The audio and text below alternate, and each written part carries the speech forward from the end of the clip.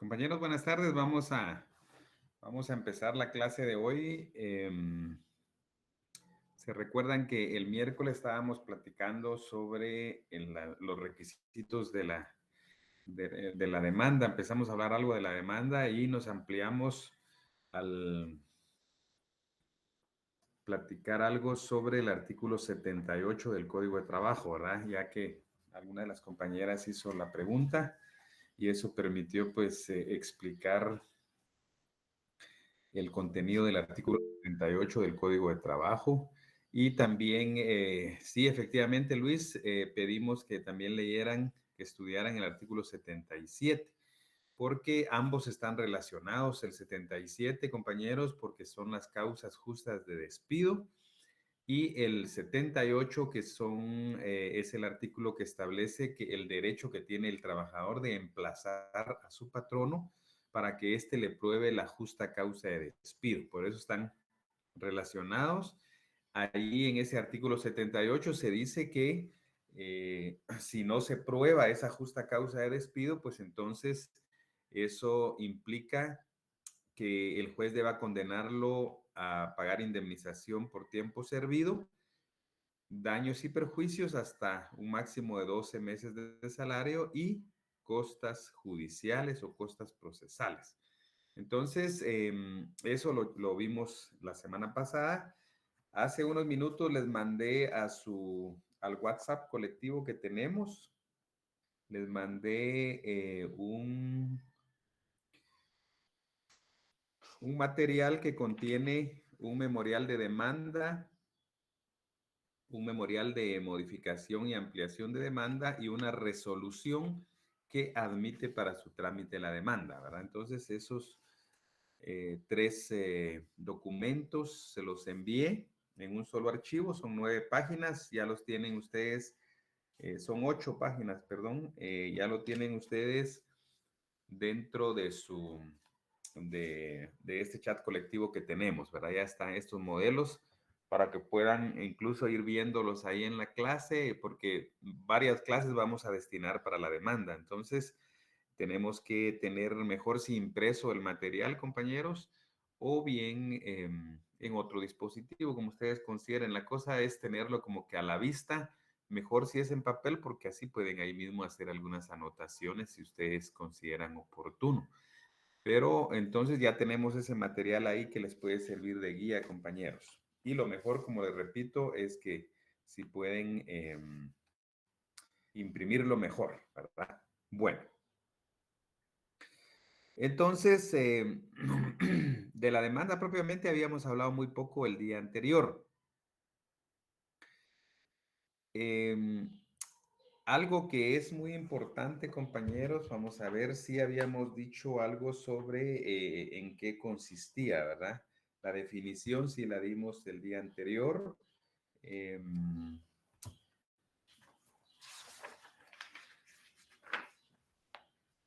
y nos correspondería en este momento, compañeros, hablar algo sobre la modalidad, a las modalidades de la demanda, ¿verdad? O sea, las clases de demanda, las modalidades de demanda, pues estas modalidades, compañeros, la que aparece claramente en el Código de Trabajo es una modalidad atendiendo a la forma de entablar la demanda, ¿verdad? Ese es el criterio, atendiendo a la forma de entablar la demanda, pues la clasificación es en demanda oral y demanda escrita. En el caso de la demanda oral, compañeros, consiste en que el interesado se apersona al juzgado o al centro administrativo y pues se redacta un acta, ¿verdad? O sea, lo que lo que el interesado manifieste, pues se hace constar en un acta a efecto de que esa acta pues contenga la demanda prácticamente, solo que fue una demanda oral, ¿verdad? Esto sería en el caso de la demanda oral. Y en el caso de la demanda escrita, pues es un memorial, ¿verdad, compañeros? Un memorial que se presenta ante tribunales de trabajo, ¿verdad? Hay que tomar en cuenta que este memorial, compañeros, ya leímos, se recuerdan un artículo el otro día, que se refiere a que no es necesaria el auxilio profesional o la asesoría de abogado en este tipo de juicios. Es decir, que la demanda se puede presentar sin que intervenga un abogado, ¿verdad? Sin que firme y sin timbres, obviamente, porque el timbre forense es un timbre profesional, ¿verdad? Eso también es importante que lo aclaremos, compañeros, que el timbre forense es un timbre de carácter profesional, digamos. El sujeto que está obligado a pagar el impuesto es el profesional, no el cliente. ¿Ya? Entonces, más adelante vamos a detenernos en esto, pero que podemos anotar que el timbre forense es un timbre profesional para los abogados, ¿verdad? Porque para los notarios, pues tenemos los timbres notariales, ¿verdad? Que es otra cuestión, ¿verdad? Entonces, tenemos por un lado, repito, los abogados cubrimos timbre forense en todas nuestras actuaciones por escrito. Por ejemplo, si yo hago una demanda que tiene 50 hojas, por ejemplo, pues tengo que tener 50 timbres forenses, ¿verdad? Que tengo que adherirle un timbre forense por cada hoja, que sería un timbre de un quetzal, ¿verdad? Es económico, ¿verdad? Es un quetzal. Pero si actúo como notario, es el timbre notarial, el impuesto profesional. Y para esto, tanto para el timbre forense como para el timbre notarial, pues existe la ley del timbre notarial y forense, en donde se regula todas las características, los montos, las denominaciones, etcétera. Todo eso está regulado y ese es un impuesto profesional porque la recaudación le corresponde al Colegio de Abogados y Notarios, compañeros, para que vayamos ya deslindando cosas, ¿verdad? Porque una cosa es la SAT, ¿verdad? Y sus timbres fiscales y otros impuestos, y otra cosa es el impuesto profesional o gremial, que es el timbre notarial y forense, ¿verdad? Entonces, siempre que actúo, compañeros, siempre que yo actúo como abogado, siempre un timbre forense en cada hoja. Sea porque sea una demanda, sea un memorial dirigido a un ministerio, a una municipalidad, a donde sea, siempre y cuando yo esté autorizando ese documento con la firma como abogado, pues entonces yo debo cubrir el timbre forense por cada hoja, ¿ya? Independientemente de dónde se presente el documento que yo vaya a hacer. Pero como yo estoy actuando como abogado, entonces debo cubrir un timbre forense. Aparte es el timbre notarial, actúo, digamos, en una legalización, pues cubre timbre notarial porque yo estoy autorizando como notario. Eh, Todos los demás documentos notariales que se remiten, cuyo testimonio se remiten, por ejemplo, al Archivo General de Protocolos, pues también cubro el timbre notarial en las escrituras, en las actas de protocolación, en las tomas de razón de legalización de firmas, todo eso que yo envío en testimonio especial al archivo de protocolos, todo eso está grabado con el timbre notarial, ¿verdad? Y si no tiene un monto, se le pone es un monto indeterminado, entonces se le adhiere un timbre de 10 quetzales notarial, ¿verdad? Entonces, eso en el tema este de la demanda. Ahora bien, dijimos que había una modalidad oral y otra modalidad, digamos, las modalidades atendiendo a la forma en que de entablarse la demanda, pues tenemos demandas orales y escritas. Veamos el artículo, veamos su código, compañeros. Abran su código en el 321. Dice el artículo 321. Dice el procedimiento en todos los juicios ordinarios de trabajo y previsión social es oral, actuado e impulsado de oficio por los tribunales. ¿Ya? Entonces, en ese sentido, eh, pues ahí está que puede ser oral, ¿verdad? Las actuaciones. Vamos al 322. Dice, ahí está, compañeros, el tema que yo le decía del acta. Dice, las gestiones orales, el 322.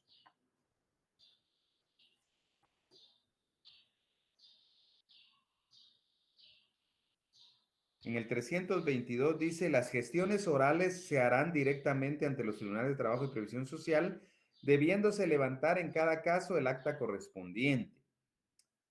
Debiéndose levantar en cada caso el acta correspondiente con copia para los efectos notificables.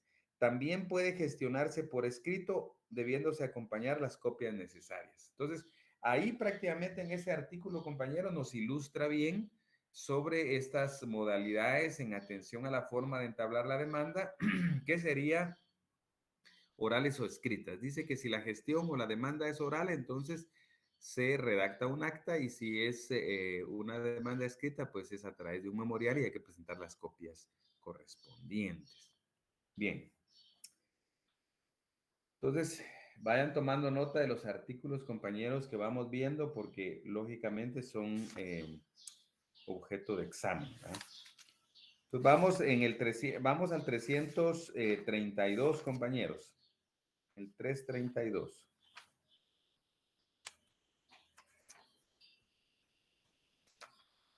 El 332 nos indica, compañeros, los requisitos de la demanda, y hay una serie de requisitos que nos piden de la demanda ahí, que los vamos a ver en un momento. Alguna explicación sobre los requisitos del 332.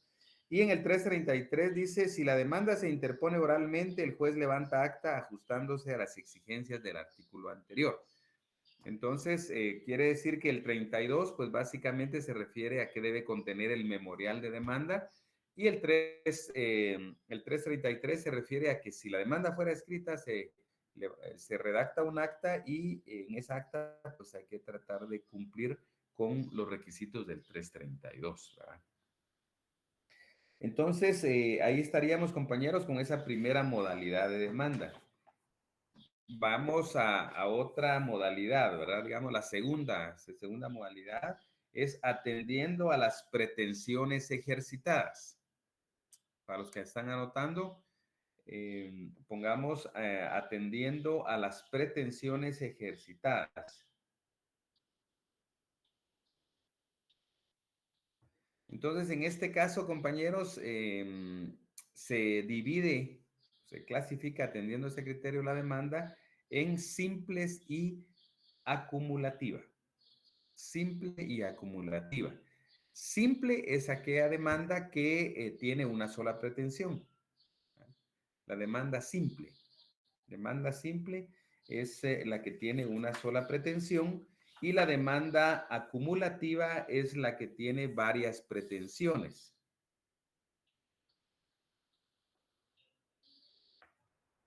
Que tiene varias pretensiones. Ahora bien, estas pretensiones tienen que tener algunos elementos en común, porque no puede ser que, por ejemplo, si yo voy a plantear una demanda laboral y le voy a requerir prestaciones laborales a mi expatrono, por ejemplo, pero también existe una cuestión de otra materia y que yo pretenda incluirla ahí, no puede ser, ¿verdad? Porque la vía procesal tiene que ser la misma. Si yo tengo que deducir dos pretensiones de una misma persona, pero son de la misma naturaleza, la misma vía procesal para poder resolverla, entonces sí es factible. Entonces los elementos comunes son, compañeros, misma naturaleza del asunto,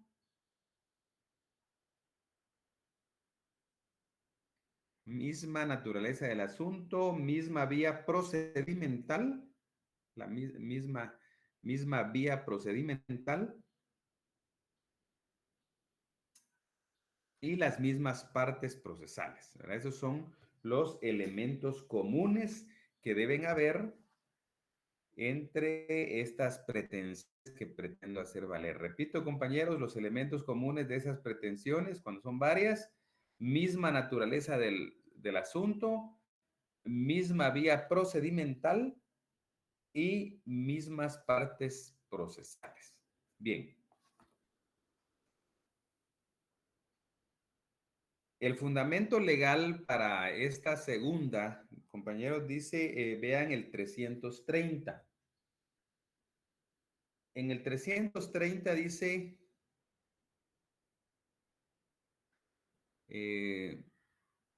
No, tienen que ser los tres elementos comunes, ¿verdad? No puede ser que la compañera pregunta si basta con un elemento común y los demás no. No es así, tienen que coincidir los tres, ¿verdad? Porque tienen que ser las mismas personas, son las mismas partes, que lo que se demanda sea de la misma naturaleza y que pueda ser deducida en una misma vía. Entonces, los tres elementos comunes tienen que ser observados para que exista una demanda acumulativa. Y en ese sentido, compañeros, vean el artículo 332, 332, dice, perdón, 330, dice, en una misma demanda se pueden ejercitar varias acciones, siempre que sean de la misma naturaleza, se transmiten por los mismos procedimientos y entre las mismas partes. Entonces, en ese sentido, compañeros, ahí tenemos el fundamento en el 332, primer párrafo, ¿verdad? Que varias pretensiones pueden ser ejercitadas en una misma demanda, siempre y cuando se den esos tres elementos comunes que ahí dice el artículo. Entonces, eso en cuanto al segundo criterio, ¿verdad? Recordemos, dice el primer criterio es que son las demandas atendiendo a la forma en que se entablan, que dijimos que era oral y escrita. El segundo criterio de clasificación es que se atiende a las pretensiones ejercitadas, ¿verdad? En este caso son simples y acumulativas. Simple es una pretensión, acumulativa dos o más pretensiones o varias pretensiones. Y el último criterio, compañeros, es atendiendo a su origen, pueden ser incidentales e introductivas de instancia. Repitiendo, el tercer aspecto, que es atendiendo a su origen. Las demandas pueden ser incidentales o introductivas de instancia. Incidentales o introductivas de instancia.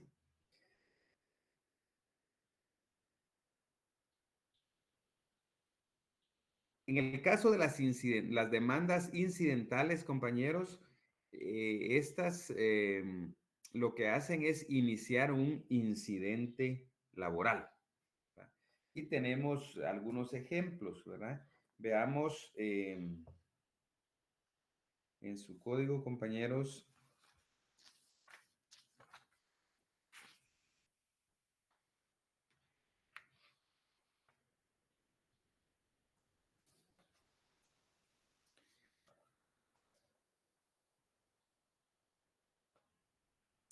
En el artículo 85A. Artículo 85A, si alguien nos puede colaborar con leerlo, compañeros, el 85, inciso A.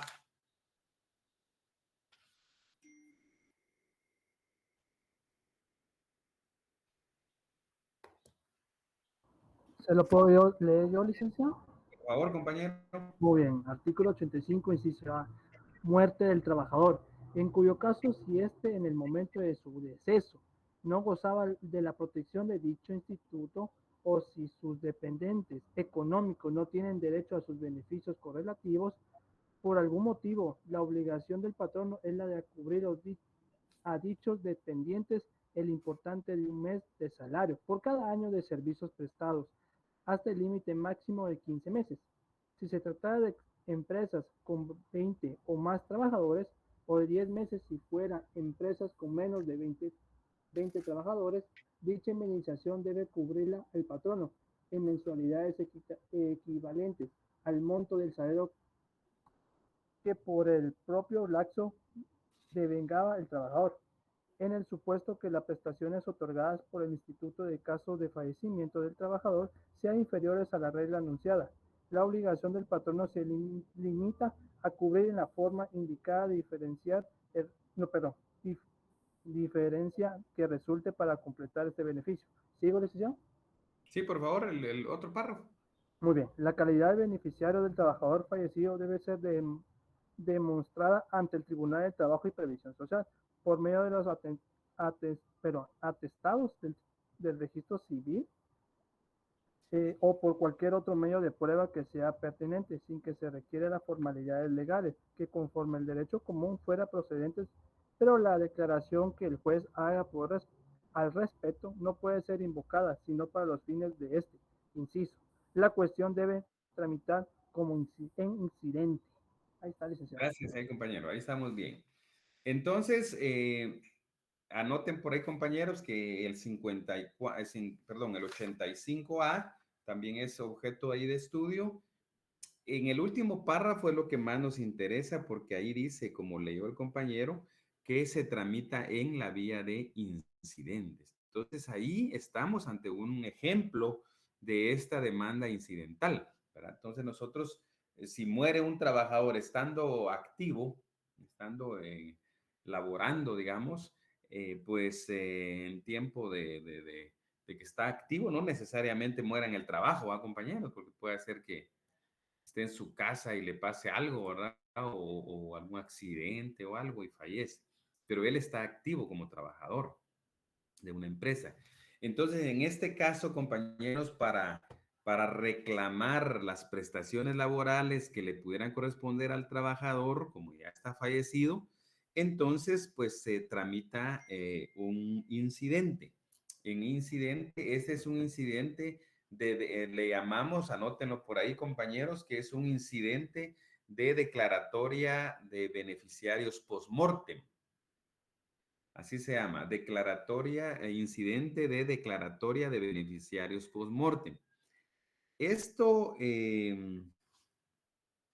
este incidente de declaratoria de beneficiarios post-mortem, pues lo que busca es a través de un simple incidente, porque ahí ustedes pudieron advertir en la lectura del compañero Luis que no hay necesidad, dice, de erradicar un proceso sucesorio. ¿Ya? Digamos, fallece un trabajador, está la esposa y los hijos, por ejemplo. Entonces ellos no tienen que erradicar un proceso sucesorio para ser declarados como herederos en calidad de cónyuge y en calidad de hijos, sino que es a través de un incidente de declaratoria de beneficiarios post-mortem que se declara en el juzgado de trabajo, se hace la declaratoria de quiénes son los beneficiarios de ese fallecido. Entonces se dice, bueno, se declara como beneficiarios a fulanita de tal en calidad de cónyuge y a sutanito y menganito en calidad de hijos, ¿verdad? Ahí solo deben tomarse en consideración los hijos menores, ¿verdad? Solo los hijos menores, es importante ese dato, compañeros, solo los hijos menores no, no intervienen ahí los hijos mayores, ¿verdad? Los hijos mayores no tienen ningún beneficio porque ya son mayores de edad, pero si hay menores, sí, a él le corresponde, o si hay cónyuge, esposo, esposa, pues también a él le va a corresponder del fallecido. Entonces, pero lo que sí es cierto y que retengamos, compañeros, es que si muere un trabajador repentinamente, entonces su cónyuge o sus hijos menores tienen el derecho de reclamar las prestaciones laborales. Supongamos que muera hoy, compañeros. Hoy estamos 10 de marzo. La periodicidad, por ejemplo, del aguinaldo es del 1 de diciembre al 30 de noviembre del año siguiente. O sea que si muere hoy, a este trabajador le debían el aguinaldo del 1 de diciembre 22 al 10 de marzo 23, ¿verdad? Por ejemplo, ese dinero se le daría a los beneficiarios post-mortem, ¿verdad? Del trabajador. Lo mismo ocurre en el caso digamos, de los hijos y de las esposas que se les declara, pero lo que tenemos que retener bien, compañeros, es que ahí dice claramente que para estos efectos, para los efectos de las prestaciones laborales, no hay necesidad de agotar un proceso sucesorio que declare beneficiarios, ¿verdad? O de herederos, sino que esa declaratoria lo hace un juzgado a través del incidente de declaratoria de beneficiarios post-mortem, ¿verdad? Normalmente Ese es el nombre más común que se le da a esto. Bueno, esa sería entonces una demanda que estamos viendo que es una demanda incidental, ¿verdad? Porque inicia un incidente. Pero la otra posibilidad está en la demanda introductiva de instancia. ¿Sí, Marcos? Licenciado, solo con una duda. ¿Hay un plazo específico para tramitar dicha cuestión? Fíjese que ese es uno de los debates importantes que se tiene porque en realidad no hay una norma que diga, por ejemplo, que deba promoverse, digamos, en un tiempo determinado. No existe en nuestro Código de Trabajo, es una de las lagunas que tiene. Sin embargo, compañeros, lo ideal pues es para evitar, digamos, todo tipo de problema, porque como en estas acciones se le da audiencia al patrono, ¿verdad? O sea, en este incidente, por ejemplo, si usted promueve un incidente porque murió alguien de la empresa X, entonces la demanda incidental se interpone en contra de esa empresa X, ¿verdad? O sea, ellos van a tener que manifestarse en el proceso. Entonces, lo que en la práctica hacemos normalmente nosotros es tratar de interponer ese incidente lo antes posible, ¿verdad? Incluso si uno quisiera tener, por analogía, diríamos que habría que considerar, aunque la ley no lo dice, pero habría que considerar los tiempos de prescripción para reclamar las prestaciones, por ejemplo. Entonces, pero sí, esto hay un debate, digamos, jurídico sobre eso, porque en este artículo dice que hay que promover un incidente, pero no dice, por ejemplo, que dijera, bueno, deberá promover un incidente dentro de los 3 meses siguientes a la muerte del trabajador, por ejemplo, ¿verdad? Hubiera sido excelente, porque entonces ya hasta habría un medio hasta de defensa para el patrono, decir, mire, tenía que plantear eso en 3 meses, porque así lo dice la ley, y resulta que lo planteó un año después, por ejemplo.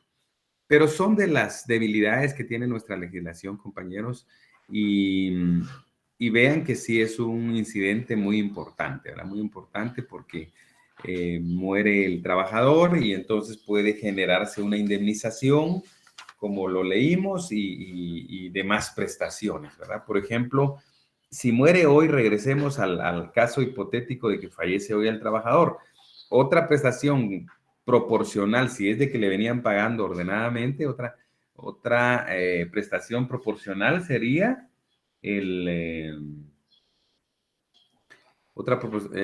sería la bonificación anual, por ejemplo, ¿verdad? La bonificación anual, si venían en orden, pues le pagaron hasta el 30 de junio del año pasado, ¿verdad? El 30 de junio de 2022.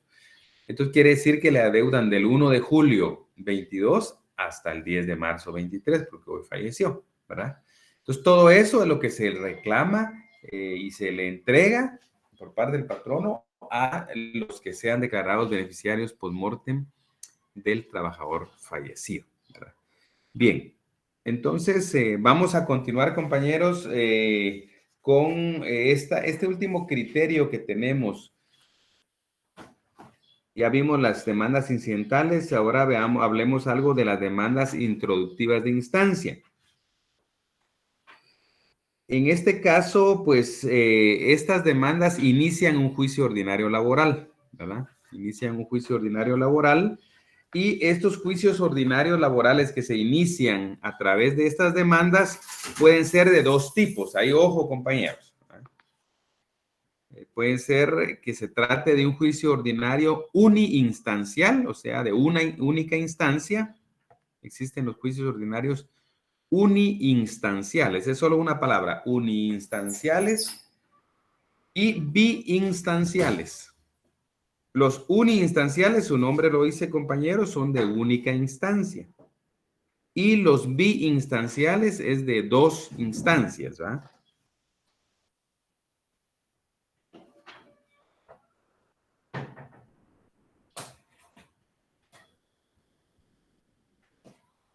En el primer caso, los juicios ordinarios uniinstanciales, es decir, de una sola instancia, un claro ejemplo se encuentra en los servidores públicos cuando demandan al Estado.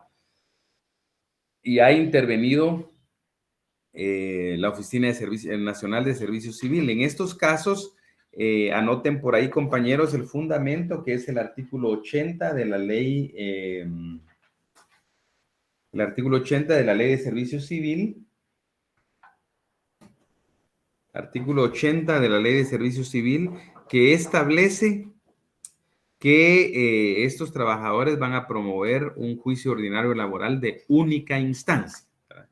Entonces, hay que recordar que nuestra Constitución dice, compañeros, que los procesos tendrán hasta 2 instancias. No necesariamente tienen que tener 2 instancias. Hay varios ejemplos de procesos o de acciones legales donde es solo una instancia. Por eso la ley sabiamente se dice, compañeros, hasta 2 instancias. Es decir, no puede haber más de 2, pero sí puede haber menos de 2. Es decir, puede haber de única instancia.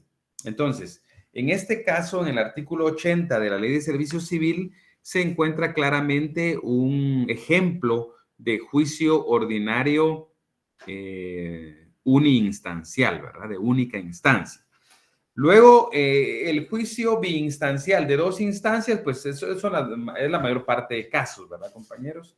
Que se llevan en la práctica.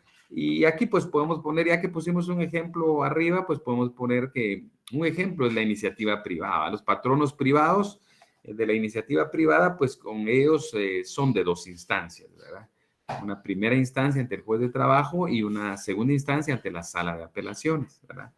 Entonces es muy diferente. Y en este caso, compañeros, pues podemos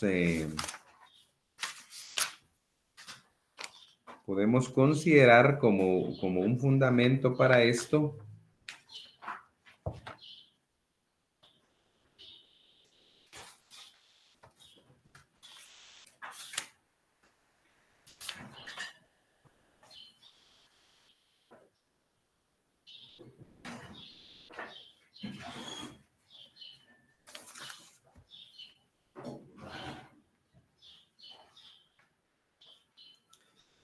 el artículo 367, por ejemplo, 367, que dice: interpuesto el recurso de apelación ante el tribunal que conoció en primera instancia, este lo concederá si fuere procedente y elevará los autos a la sala de apelaciones de trabajo y previsión social. Entonces, ahí está diciendo, compañeros, de que hay un juzgado de primera instancia que emite una sentencia en contra de la cual se plantea un recurso de apelación, y como consecuencia del planteamiento del recurso de apelación, el juez de trabajo y previsión social tiene que elevar las actuaciones a la sala de la Corte de Apelaciones de Trabajo y Previsión Social. Entonces, eso es importante, compañeros. Entonces, anoten ahí el 367, que se refiere al planteamiento de la apelación, y que si se concede la apelación, entonces se elevan las actuaciones a la sala jurisdiccional, ¿verdad? Eso es como un ejemplo o un artículo relacionado con las demandas biinstanciales de 2 instancias, porque a través de la apelación se abre una segunda instancia.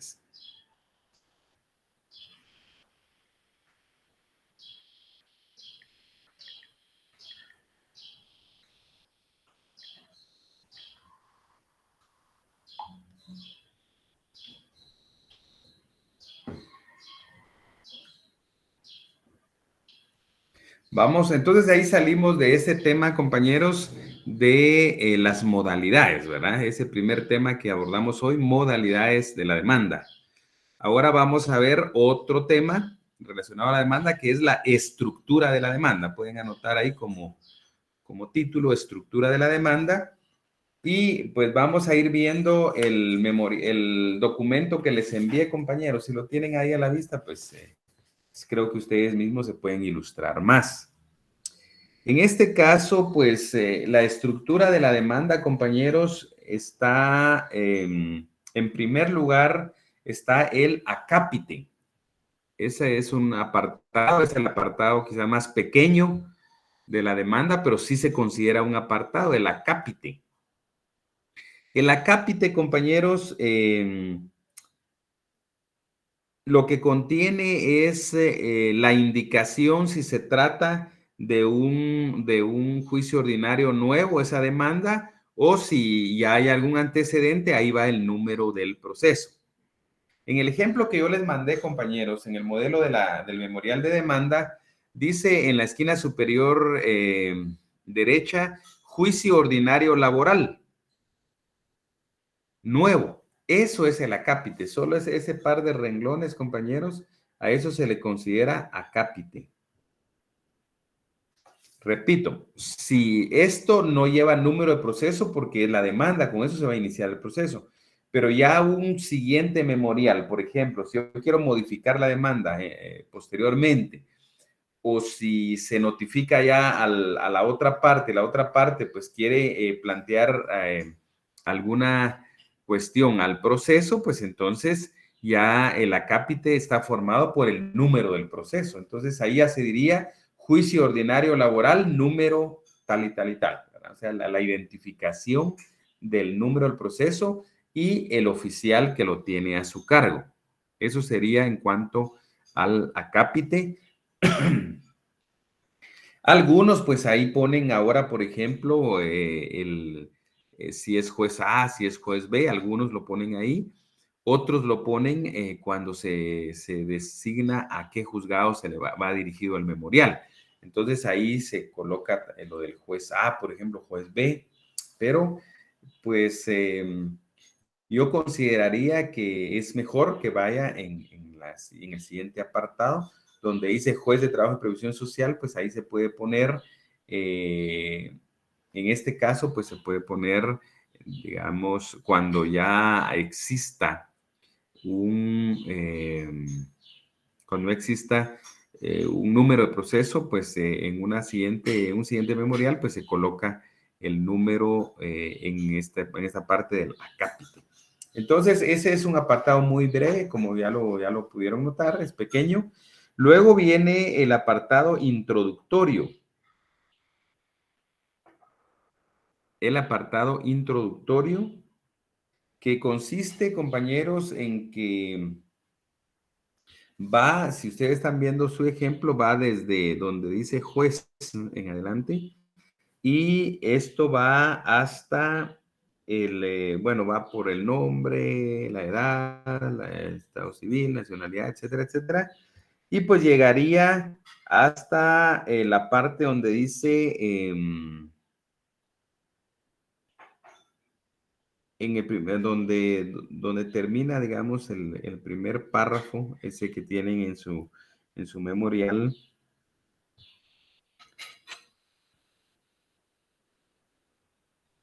Que incluye, lo último es, vamos a ver, lo último es lugar para notificar al demandado, ¿verdad?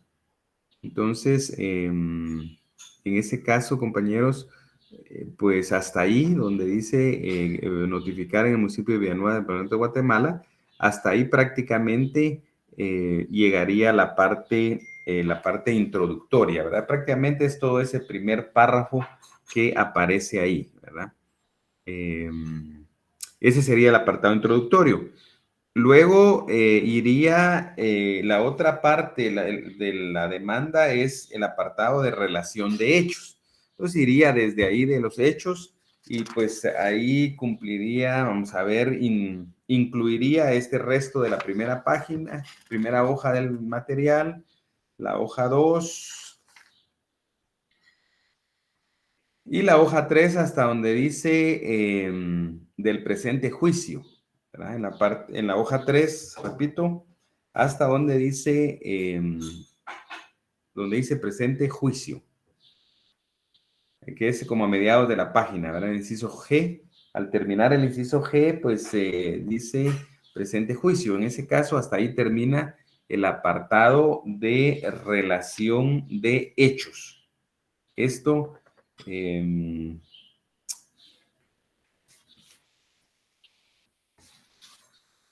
luego, en la demanda viene el apartado de medios probatorios. El apartado de medios probatorios va desde esa hoja 3, a mediados de la hoja 3, donde dice medios de prueba 2 puntos, desde ahí, y pues todas las pruebas que pudieron haber sido ofrecidas.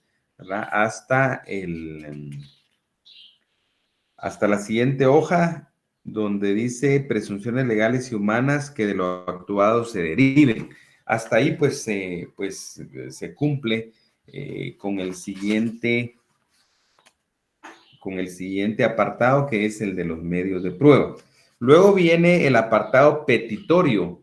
Ese apartado petitorio son las peticiones, ¿verdad, compañeros? Desde donde dice peticiones, o dice, a ver, donde dice, en virtud de lo anterior formulo las siguientes peticiones. Y todas las peticiones, ya sea de trámite o de fondo, hasta la hoja 6.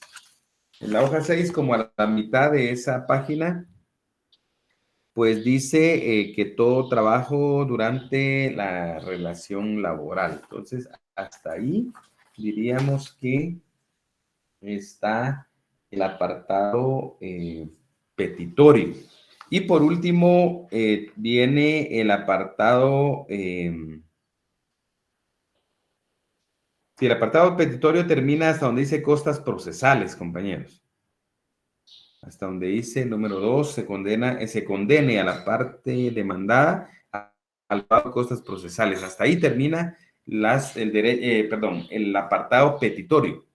Luego viene el cierre, compañeros. El cierre es el resto que viene del memorial, ¿verdad? Es decir, indicar cuántas copias se adjuntan, el lugar y la fecha, la firma del demandante o del actor y la frase en su asesoría y pues la firma y sello del abogado en caso que esté actuando con abogado.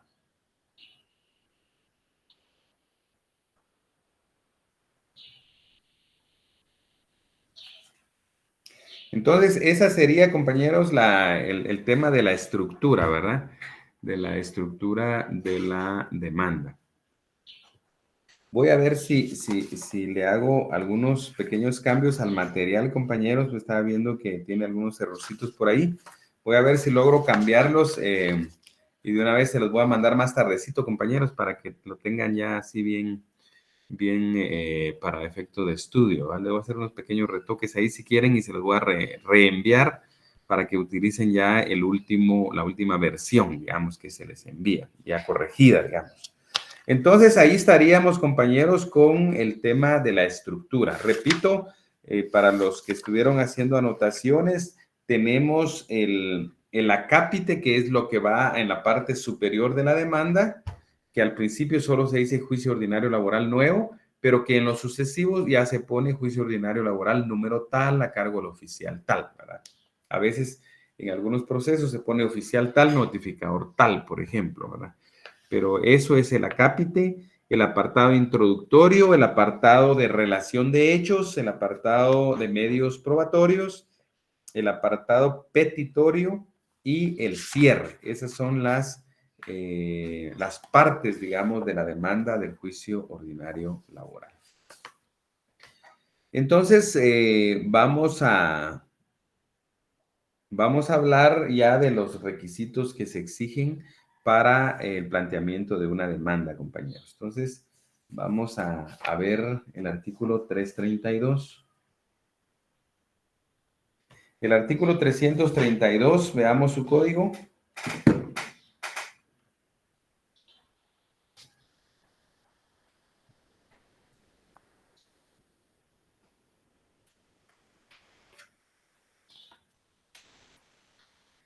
Bien, entonces, dice el artículo 332, van viendo ahí, compañeros, dice, toda demanda debe contener 2 puntos. Y entonces ahí nos dan, desde el inciso A hasta el inciso H, nos dan una serie de requisitos que debemos cumplir en el memorial de demanda, ¿ya? Esa es la cuestión, los requisitos de la demanda en el 332. Ahora bien, ya vimos en el 333 que si se demanda oralmente, pues los mismos requisitos, solo que se hace a través de un acta que se suscribe en el juzgado. Entonces, en el caso de la demanda, compañeros, escrita, digamos, el memorial, que es como lo estamos estudiando, Pues dice el inciso A, designación del juez o tribunal a quien se dirija, dice, ¿verdad? El inciso A, designación del juez o tribunal a quien se dirige.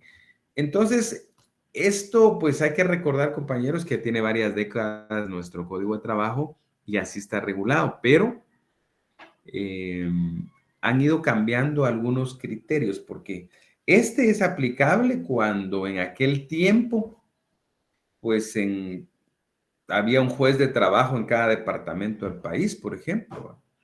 Entonces, lo que había que hacer es designar, yo dirijo mi demanda al juez de trabajo y previsión social de Escuintla, por ejemplo, ¿verdad? Pero se ha dado el caso, compañeros, que, por ejemplo, en la capital tenemos 15 juzgados de trabajo.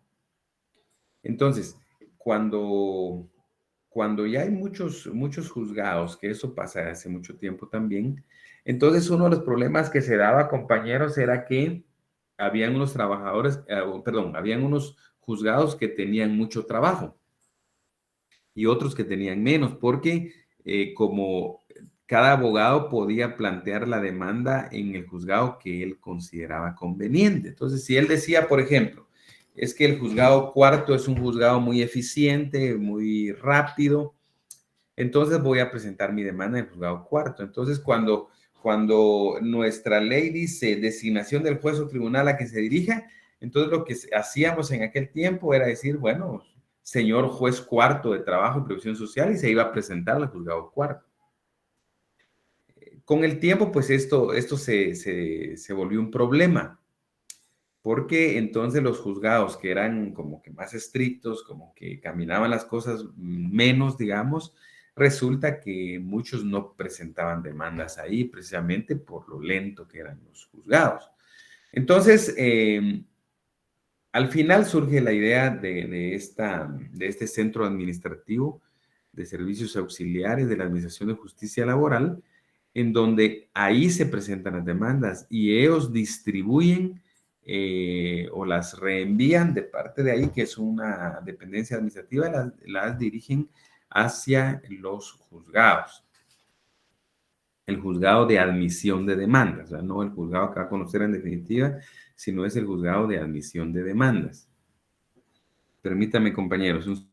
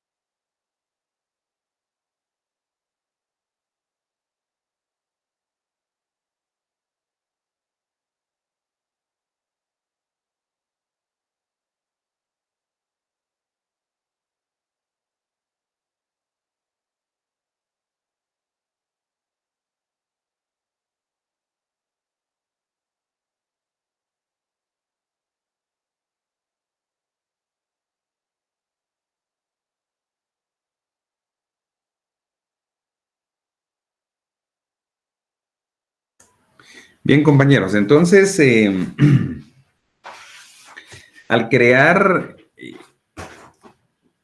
el centro administrativo, que es un centro meramente administrativo del organismo judicial, no es un órgano jurisdiccional, es algo administrativo. Entonces, ellos recibían las demandas y se crearon el juzgado primero y segundo de trabajo y previsión social para la admisión de demandas. Entonces, ellos iban distribuyendo las demandas, una para el juzgado primero, otra para el juzgado segundo y así sucesivamente para equilibrar el trabajo. Posteriormente ya no se continuó así, digamos, con el juzgado primero y juzgado segundo de admisión de demandas, sino que se crea un juzgado pluripersonal de admisión de demandas, que es el que está actualmente. Entonces, ojo, compañeros, actualmente, anótenlo por ahí, que hay un juzgado pluripersonal de primera instancia de trabajo y previsión social para la admisión de demandas. Entonces, ya este juzgado es el que califica los requisitos de la demanda y este juzgado es el que resuelve si se admite para su trámite la demanda o se requiere que previamente el interesado subsane la demanda. Por ejemplo, si algún demandante se le olvidó, por ejemplo, indicar su estado civil, por decirles algo, y el 332 exige el estado civil del actor, pues entonces el juez lo que hace es emitir una resolución que previamente a darle trámite a la demanda, que el actor debe subsanarla en el sentido de indicar su estado civil, ¿verdad? Porque no lo indica y el 332 lo exige. Entonces, así es como los jueces proceden en cuanto, o sea, ellos no tienen la facultad de rechazar, ¿verdad? Se rechaza la demanda porque no se indicó el estado civil, por ejemplo, del actor, eso no lo pueden hacer. Lo que pueden hacer es, porque el código lo dice, que tienen que señalar los defectos o puntualizar los defectos para que sea el trabajador el que subsane la demanda. Entonces, en ese sentido, compañeros, repitiendo, actualmente se tiene un juzgado pluripersonal de primera instancia de trabajo y previsión social para la admisión de demandas y ellos la reciben del centro administrativo. Y en ese juzgado, pues, califican los requisitos del 332 y emiten la resolución de admisión para su trámite, o en caso que falte algún requisito, pues entonces emiten una resolución indicándole al interesado que previamente a admitir la demanda, que pues aclare tal pasaje de la demanda o que subsane algún defecto, algún olvido que haya tenido. Entonces, eso es en cuanto al primer requisito que dice el 332. Luego, compañeros, está, dice nombres en el código, vean en el inciso B, dice nombres, apellidos del solicitante, edad, estado civil, nacionalidad, profesión u oficio, vecindad y lugar para recibir notificaciones. En este caso, compañeros, ya estaríamos ante el hecho que esta parte pues ya no está vigente, porque diríamos que el actor tiene que señalar un casillero electrónico. O sea, ya no, un casillero electrónico, ya no un lugar físico para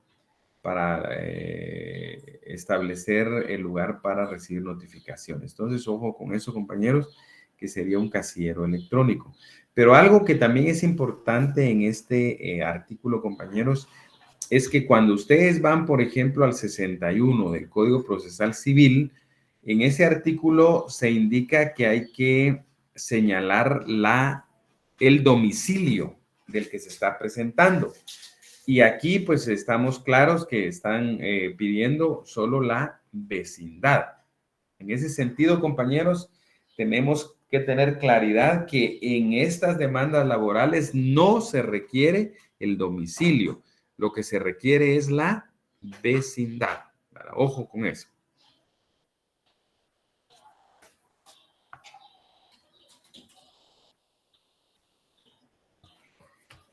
Y en la vecindad, cuando nos preguntamos qué es vecindad, ¿verdad, compañeros? Y qué es domicilio allá en civil y qué es vecindad aquí en laboral.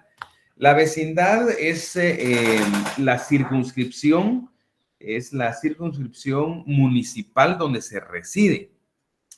Entonces, si usted vive en Montserrat, por ejemplo, pues entonces su vecindad es el municipio de Misco, ¿verdad? Si vive qué sé yo, en algún cantón, por ejemplo, de Amatitlán, pues entonces su domicilio, su vecindad es el municipio de Amatitlán y su domicilio es el departamento de Guatemala, ¿verdad? Entonces, para los que no lo saben, compañeros, alguna vez Amatitlán fue departamento, ¿verdad? Creo que eso sí lo saben, que por eso en el registro de la propiedad existen libros que, como ahí los libros se clasifican por departamento, hay libros que son libros del departamento de Amatitlán, imagínense, ¿verdad? Entonces, Amatitlán en aquel tiempo no era parte del departamento de Guatemala, sino que era otro departamento, distinto al departamento de Guatemala. Después lo degradaron y lo pasaron como parte del departamento de Guatemala y le dieron esa casilla de departamento al Progreso, que es un departamento pequeño también, pero más grande que Amatitlán. Y esa es la historia, compañeros, sobre el departamento de Amatitlán. Pero actualmente, pues al ser un municipio del departamento de Guatemala, pues entonces el domicilio es el departamento de Guatemala, ¿verdad? Y la vecindad es el municipio de Amatitlán, ¿verdad? Así funciona esto. Entonces, para que veamos fundamentos legales, compañeros, pueden, en cuanto a la vecindad, ¿verdad? Estamos hablando de la vecindad. En el caso de la vecindad, pues podemos anotar como fundamento el 332B. 332, inciso B, que exige la vecindad. Podemos anotar el 41 del Código Civil. 41 Código Civil y el 12 del Código Municipal. Y el 12 del Código Municipal. Leamos esos artículos ahí, compañeros, ya después de la clase. Leamos el 41 Código Civil, 12 del Código Municipal. Ahí ustedes van a aclararse realmente qué es la vecindad, ¿verdad? Y en resumen, la vecindad, ya les dije que es la circunscripción municipal donde se reside. Bien, entonces, esto es, digamos, importante, compañeros.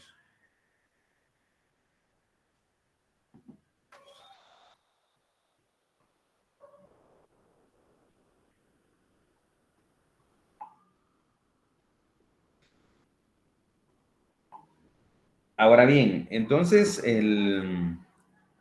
esos artículos del Código Civil y el Código Municipal establecen la circunscripción municipal donde se reside, que es en la vecindad, ¿verdad? Ahora bien, veamos, compañeros, consulten, pregunten ustedes o investiguen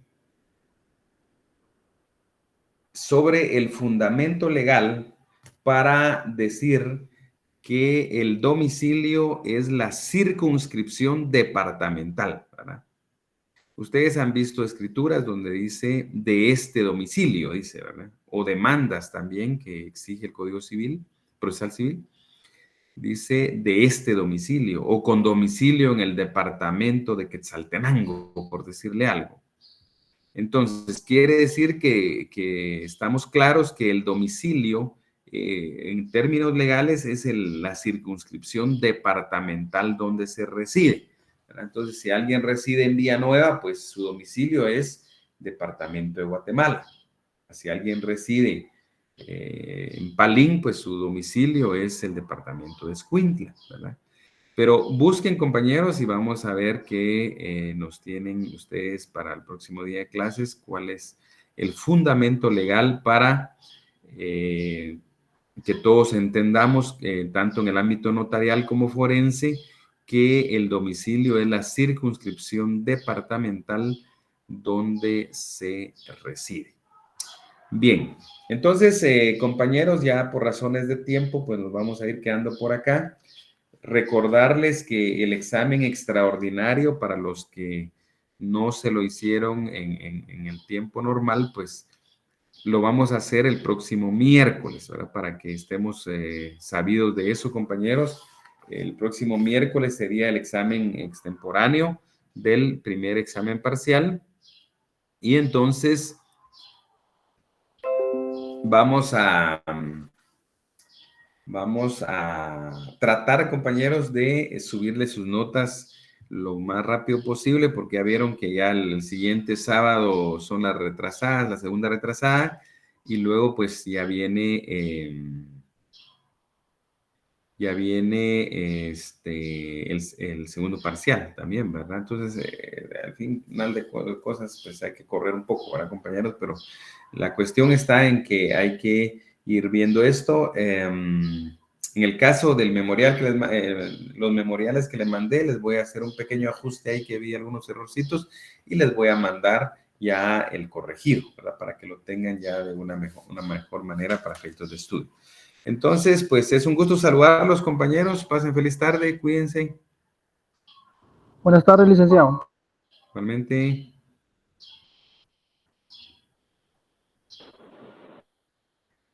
Buenas tardes, licenciado. Igualmente, feliz tarde.